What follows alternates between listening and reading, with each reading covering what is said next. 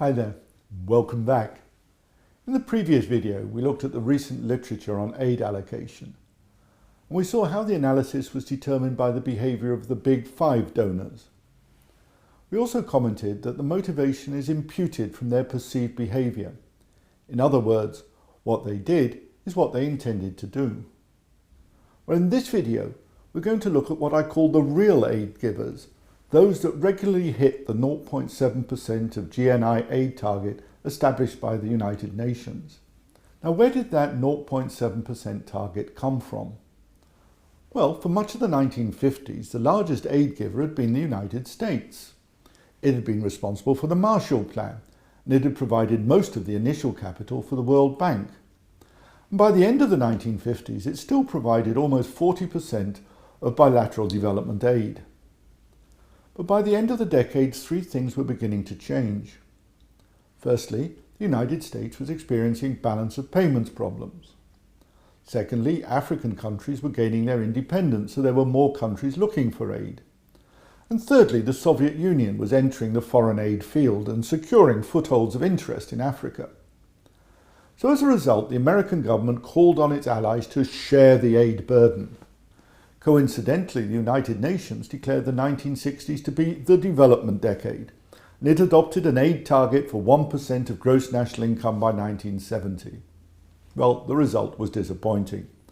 The figure reached by the OECD donor countries in 1970 was 0.34%. So the UN now revised its target to 0.7%, a doubling of the actual level reached in 1970. And the target's still there. You can see it enshrined in the Millennium Development Goals.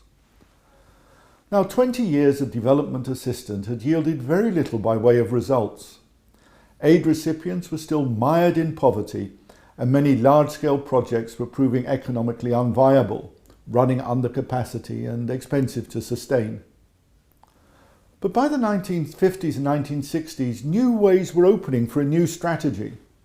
The so-called Green Revolution, based on new hybrid crops, insecticides and fertilizers, were demonstrating that investment in rural areas could be worthwhile.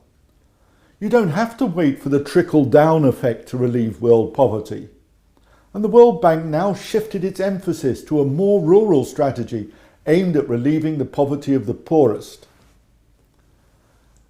In 1975, Sweden and the Netherlands were the first countries to meet the 0.7% target. Norway's aid effort hit that target the following year, and Denmark reached it in 1978. And they've stayed there ever since.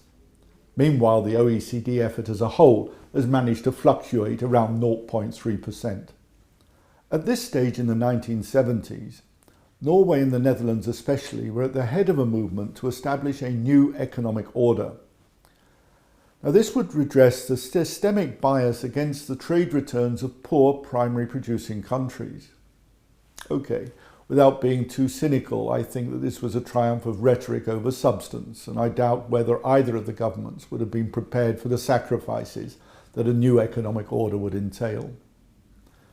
By 1980, anyway, all four countries had also met another UN aid target, namely directing 0.15% of its gross national income towards the least developed of the poorer countries. Now, why, out of the whole wide world, should these be the only countries to consistently maintain such a high level of commitment to foreign development assistance? Well, several answers have been suggested. Firstly, following their experience in the Depression of the 1930s and in the Second World War, there was general support for a strong international order, both for security and for economic interests. Secondly, it's been suggested that they needed a third world approach to sort of counterbalance their otherwise pro-Western security and economic policies. Thirdly, there was and still is strong public support for such policies. This is derived from the influence of the churches and the mainstream social democratic ideology. So adopting a high profile on third world issues served both domestic and foreign policy interests. Now, this link between domestic and foreign policy is interesting. All four countries were heavily dependent on foreign markets. and all 4 countries had large redistributive welfare budgets. And the link between these 2 factors has been suggested by the work of Peter Katzenstein. He suggests that large social sectors were a way of sharing the risks of adjustment necessary for smaller states like these to remain competitive. So one consequence is that they're all relatively egalitarian societies. And not surprisingly, they also top most of the analyses of interpersonal and generalized trust indicators. And as we've seen, they're also extremely generous aid givers. Now, the link between these factors has been offered by Rugg. He suggested that foreign policy aims were a reflection of domestic policy approaches. That's interesting, but there's also a reverse flow. That looking in the mirror of one's own foreign policy reinforces a self-image and strengthens domestic institutions. After all, giving aid makes you feel good about yourself. A colleague of mine, an anthropologist, has described the Dutch aid effort in terms akin to a religion.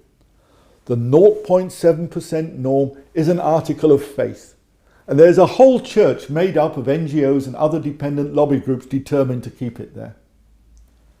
One final reflection by my good friend Helge Faroes, Professor of International History in Oslo. In the world of big states and hard policy, he said, it's a relatively inexpensive way of getting to the top of what is really a pretty good list to be the top of. In this video then, to sum up, we've described how the UN came to set a target for the foreign aid effort, and we saw how only 4 countries reached that target and adhered to it for the next 30 years or more. We looked at some of the motives ascribed to them, but we stayed at the interface between economic structures and domestic policy and the relationship between domestic and foreign policy. In the next video, we'll look at the question of aid effectiveness, and we'll ask ourselves whether it's possible to grow good governance on the back of the aid effort.